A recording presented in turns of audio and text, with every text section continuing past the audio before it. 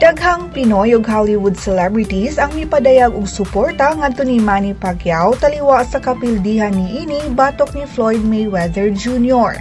Usa na niini si Sylvester Stallone kinsa mi-tweet sa Twitter nga Manny Pacquiao without a doubt the single bravest and most exciting fighter to ever lace on gloves. No one comes close, seen them all. Ang host nga si Jimmy Kimmel nagkanayon sab nga disappointing result, but what a fight!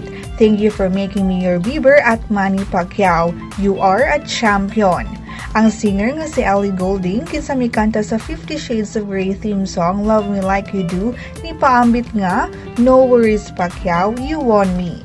Si Colton Dixon ni butyag sab nga I love how most Americans I know were rooting for the Philippines.